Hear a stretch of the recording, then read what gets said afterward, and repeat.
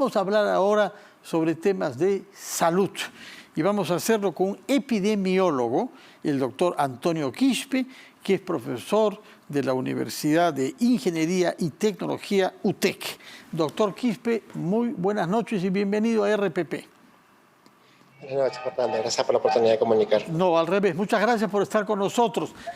Tengo entendido que ha jugado un rol importante usted en la transferencia del equipo del ministro de Salud saliente, Óscar Ugarte, al entrante Hernando Ceballos. Quisiera por eso comenzar, para comprender su punto de vista, que nos explique cuál es su vínculo con Perú Libre para haber sido seleccionado a cumplir esta función. Bueno, yo soy independiente, no pertenezco al partido Perú Libre, pero respondí a la invitación del ministro Hernando Ceballos para formar parte de su equipo técnico de salud, y en esta fase de la transferencia he sido honrado como ser miembro del equipo revisor. Y como parte de la transferencia hemos estado en las últimas semanas revisando toda la información de la gestión saliente, observando, recibiendo incertidumbres y produciendo el acta que vamos a entregar el día de mañana oficialmente a la Contraloría como el reporte de la transferencia. Mañana presenta, bajo su autoridad y las otros colegas, imagino, el acta a la Contraloría. ¿Esa acta tiene cuántas páginas? El de salud tiene más de 200. Es un documento bien extenso porque no solamente incluye lo que reportan, sino las observaciones que hemos planteado y las respuestas. Y en la práctica lo que sucede es de que nos permite a nosotros tener una idea clara de cuál es el estatus de las cosas y entendiendo de que eso es más que una especie de auditoría, es una colaboración precisamente para preparar al ministro entrante con la mejor información disponible sobre cuáles son las prioridades, cómo está la situación actual, con cuántos recursos contamos y cómo utilizamos esa información para prepararnos para la tercera ola. Ahora, da la impresión desde fuera, usted nos dirá, porque ha estado dentro, que es una transferencia que se ha hecho con particular homogeneidad, o no sé cómo decirlo, particular también diafanidad, porque el ministro Ceballos ha anunciado que él pretende conservar a los dos viceministros que estaban en funciones bajo Óscar Ugarte, así como también a los equipos que se ocupan de la vacunación. Eso no lo hemos visto, efecto, lejos de eso, en otros ministerios. Ha habido más bien guerra, ¿no?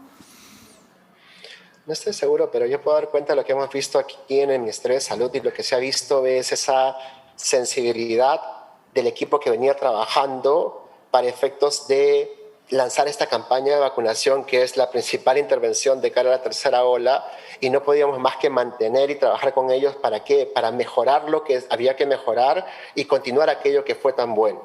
Entonces, hay mucha experiencia ganada que vamos a poner en valor en esta preparación, pero el reto que tenemos es extremadamente alto.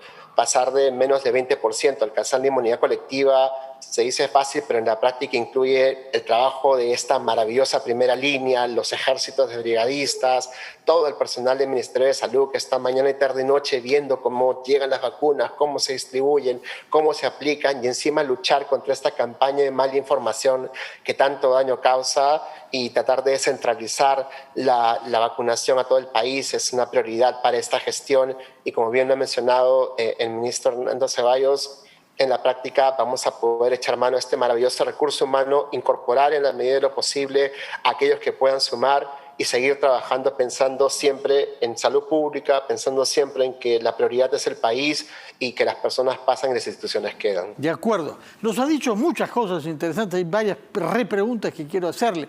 Comencemos por una que se deriva de las palabras suyas: campaña de mala información. Aparentemente usted cree que ha habido una voluntad deliberada de desinformar para perturbar la gestión pública y nada menos que en materia de lucha contra el coronavirus. Explíquenos dónde ve usted esa campaña. ¿Quién la lleva a cabo y con qué argumentos? ¿No? Pero hay un movimiento antivacunas muy fuerte en el país que lo lideran actualmente un congresista y un grupo de gente que activamente están mal informando a la población. Podemos nombrarlo, ¿no? Para que la gente sea más consciente de que se trata del doctor Bustamante, miembro de Fuerza Popular. Pero no es solamente él. Pero ha hablado de un congresista. Un grupo de gente. Ya, pero ha hablado de un congresista, exacto, ¿no? Que además es un biólogo, es un doctor en biología, es una persona que tiene... y ha presentado una carta al Premier llena de falsedades, levanta nuevamente una serie de mentiras que nos obliga a tener que responderlas, y la forma como lo estamos respondiendo es de manera propositiva y como tiene que hacerse, no respondiendo a la persona sino al mensaje y comunicando buena información, porque la buena información salva vidas. Y decir que la vacuna de Sinopharm es agua destilada o que no tiene evidencias de que funciona es una gran mentira que hemos tratado de desmentir en todos los formatos, colores y voces posibles, porque no nos queda otra opción que salir a hacerle frente a esa campaña de mala información que tanto daño y tantas vidas le ha causado al Perú. ¿Y por qué cree usted que se hace eso? ¿Por qué es que hay personas que quieren desacreditar, sea la vacunación en general o sea la vacuna Sinopharm en particular? Bueno, en principio hay varios estudios que han tratado de darnos luces cómo combatirlo, y una de las cosas que nos instruye en la ciencia es que entender que la COVID-19 es una enfermedad horrible que te va a hacer sufrir las de Caín y que puedes prevenirla con una vacuna que es una de las cosas más maravillosas que ha inventado la ciencia, es importante contarlo en esos términos positivos. No atacar a la persona que comunica mala información, porque con eso solo consigues lo contrario, que se vuelva más recalcitrante, más negativo, y explicarle a la población de que vacunándose va a evitar una enfermedad horrible, no va a morir por la COVID-19, y que si lo hacemos todos como comunidad, alcanzamos esa inmunidad colectiva que nos va a permitir salvar miles de vidas de peruanos y peruanas. Ese es el mensaje fuerza que queremos comunicar, y gracias a ustedes, que son la prensa que hace buena prensa, podemos hacerlo no solo a través de este medio, sino a través de los diferentes, y llegar a las regiones, que hoy en día ya sabemos, por ejemplo, que la variante Delta está presente en 5 regiones, y en respuesta a ello, esta campaña de vacunación de este fin de semana, que es tan importante, pues va a incluir esas regiones priorizadas. Y no solo eso, sino que vamos a acelerar el programa de vacunación, más magnificando la cantidad de vacunas, descentralizando para cerrar la brecha regional y cerrar esta brecha de segundas dosis que tanto nos preocupa, porque solo con 2 dosis estás protegido. De acuerdo, muchas gracias por esa explicación. Permítame, por favor, una breve pausa, después de la cual quisiera que nos conteste a 2 cosas que han surgido de lo que ha contestado usted. Por una parte, si podemos llegar a una inmunidad colectiva para fin de año. Usted dice que es un desafío enorme. Quiero saber si matemáticamente le parece viable con las vacunas que tenemos en los equipos de vacunación de los que disponemos. Y la otra pregunta que le voy a hacer también es si la tercera ola es inevitable o no. Nos va a contestar a estas 2 preguntas el doctor en epidemiología Antonio Quispe después de una breve pausa. Son las 7:35, estamos conversando con el doctor en epidemiología Antonio Quispe, profesor de la UTEC, y le habíamos dejado planteada la pregunta respecto de la posibilidad de que alcancemos hacia fines de año una inmunidad colectiva, lo que supone pasar de menos del 20% de vacunados plenamente, con 2 vacunas para mayor parte de los casos, a casi 70%, ¿no? Explíquenos, por favor, qué se requiere para alcanzar esta inmunidad colectiva y cuál es el ritmo al que podemos vacunar durante los meses que vienen. Primero que nada, la disponibilidad de las vacunas, ¿no? Sí. Y gracias al esfuerzo que ha hecho el gobierno en general, pues vamos a tener vacunas suficientes para alcanzar esa meta. Si tuviéramos todos estos 70, 80 millones de vacunas, podríamos alcanzar esta meta lo más pronto. Entonces, el ejercicio que hay que hacer es procurar que estas cantidades de vacunas lleguen en suficiente cantidad para alcanzar esa inmunidad colectiva lo más rápido posible. Y ahí hay diferentes fórmulas que hay que utilizar. ¿Por qué razón? Porque el Perú es demasiado diverso, es demasiado ancho, y para todo efecto práctico, una estrategia es ninguna. Tienes que tener diferentes estrategias para poder llegar a las zonas rurales, a las poblaciones indígenas, vacunar en primera instancia a aquellos que tienen el mayor riesgo de morir, como lo hemos venido haciendo y se va a continuar haciendo, e ir bajando en este grupo por grupos etarios hasta cubrir a toda la población de mayor de 12 años. Tenemos suficientes vacunas, entonces más que la posibilidad, es nuestra responsabilidad, es nuestro gran reto alcanzar esa inmunidad colectiva, de preferencia antes de octubre, y ahí tenemos que trabajar muchísimo, porque no es un 70%, es un 70% que tendrías que alcanzar con las medidas de protección sin relajación alguna y un 90% sin ellas. Entonces, realmente tenemos que llegar a vacunar a toda esta población en tiempo récord y de la manera más inteligente posible. Pero, digamos, hasta fin de año es 20 millones más de personas, ¿no es cierto?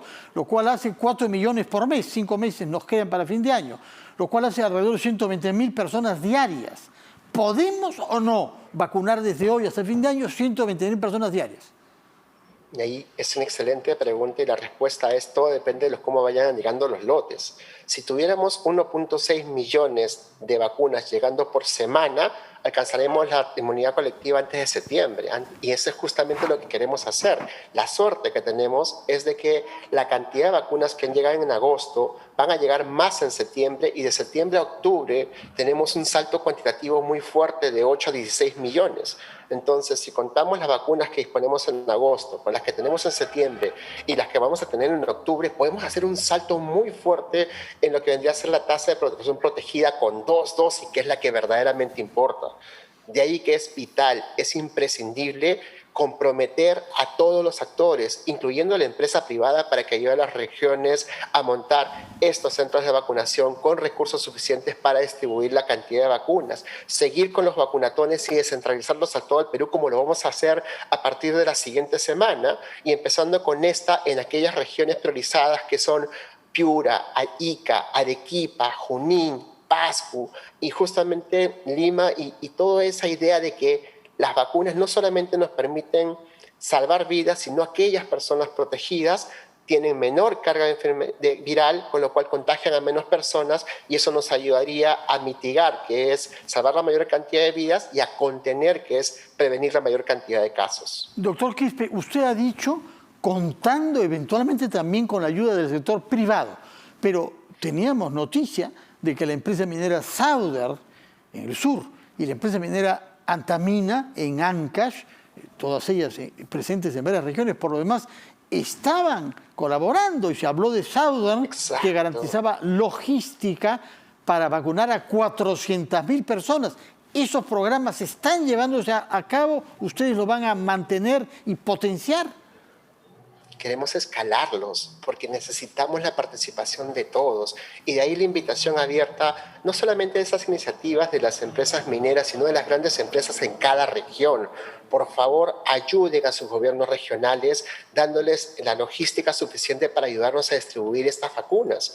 Para todo efecto práctico, va a haber una dotación importante de brigadas de vacunación que van a salir a buscar activamente a las personas para vacunarlas, y no solamente tienen que hacerlo en las regiones alejadas, sino en todas aquellas personas que no han completado su segunda dosis, y cerrar esa brecha que actualmente es del 36%, dependiendo de cada grupo etario mayor de 60 años, que todavía no han completado su segunda dosis y son los que tienen el mayor riesgo de morir.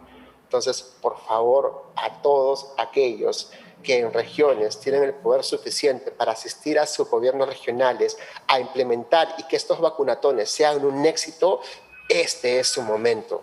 Experiencias exitosas como las que ustedes tienen de Sauder, las que han hecho los vacunatones en Lima con las empresas aseguradoras, las podemos escalar a todas y cada una de las regiones, y todos podemos sumar esfuerzo colectivo para alcanzar esta tan ansiada inmunidad colectiva. ¿Y usted mismo colaborará en esta campaña? Desde siempre, ¿no? Hemos venido ya trabajando con el ministro Ceballos como parte de ese equipo técnico. Muchas de las propuestas que vamos trabajando estamos viendo que se implementen, y en su momento el ministro Ceballos convocará a los miembros de ese equipo a sumarse a este recurso humano maravilloso que ya ha venido trabajando en esta campaña. Pero como le explicaba hace un momento, el esfuerzo que se requiere y el reto que estamos asumiendo para lograr esa meta, pues no nos obliga a no mitigar ningún tipo de esfuerzo. Ahora, usted dijo que lo ideal sería que se alcanzara la inmunidad colectiva para octubre. ¿Por qué habla usted de esa fecha? ¿Tiene algún cálculo de la evolución epidemiológica de manera tal que tema usted que para el mes de octubre podamos estar enfrentando una tercera ola de contagios? La tercera ola se va a dar. Lo que está bajo nuestro control es prevenir la mayor cantidad de muertes y que esta ola no sea tan devastadora como se ha observado en otros países. Y aquí hay que decir el mensaje fuerte y claro: tercera ola va a haber. ¿Por qué lo Es sabe? nuestra ¿Cómo se sabe responsabilidad. que va a haber? Si es que avanza la vacunación y la gente se cuida con medidas sanitarias de disciplina, ¿por qué tiene que haber tercera ola? Explíqueme de dónde se puede establecer epidemiológicamente que es necesaria, que es seguro que se produzca una tercera ola. Por 3 razones. Uno, porque la variante Delta es la más transmisible y cada persona infectada multiplica su carga viral por 1.200 veces. El R0, este número reproductivo que calculaba cuántos casos secundarios tenías por cada caso primario, se ha duplicado con la variante Delta y ya teníamos a la variante Lambda trabajando, la variante andina circulando por el Perú, que ya de por sí era altamente contagiosa. Entonces, el criterio epidemiológico es el ingreso de una variante mucho más contagiosa que cualquiera, y el otro factor que nos permite concluir eso es de que nuestra tasa de población protegida sigue siendo menos del 20%. Con esa cantidad, todos los países que han tenido esa tasa y han visto el ingreso de la variante Delta han tenido terceras olas importantes. De ahí que es vital, es imperativo que aceleremos esta tasa de población protegida y podamos subir esa tasa de vacunación lo más pronto y lo más rápido posible. Pero, ¿cómo explica usted que hay países en los que la tasa de vacunación es mucho mayor, como Estados Unidos o Israel, hayan, sin embargo, conocido periodos nuevos de aumento de los contagios? No sé si será una ola propiamente tal, pero aumento sí. Hay 2 cosas, ¿no? Recordemos de que las vacunas, si bien es cierto, tienen una alta efectividad para prevenir muerte, su eficacia no es perfecta para prevenir casos. Y dentro de estos países, Estados Unidos está viviendo y lo está reportando muy detalladamente. Luisiana, eso es un estado que tú tienes la curva que tienes prácticamente ascenso vertical. ¿Por qué razón? Porque tiene Delta y porque tiene la tasa más baja de vacunación en Estados Unidos, que es similar a la nuestra. Entonces, para todo efecto práctico, Estados Unidos es un país de 50 y pico estados y la distribución de la tasa de protección tiene una influencia muy negativa de estas poblaciones de antivacunas que no quieren vacunarse. Entonces, están sufriendo el embate del ingreso de la variante Delta con olas muy, muy devastadoras, precisamente porque no tienen altas tasas de vacunación. El Perú está en las mismas circunstancias y eso nos permite concluir que tercera ola va a haber. El detalle es hacer que sea lo menos mortal posible. Muchas gracias, doctor Antonio Quispe, epidemiólogo. Le agradecemos sinceramente su contribución a hablar claro sobre lo que hace usted en el Ministerio de Salud y sobre lo que está pasando con la epidemia o la pandemia en nuestro país. Muchísimas gracias, que tengan buenas noches. Muchas gracias.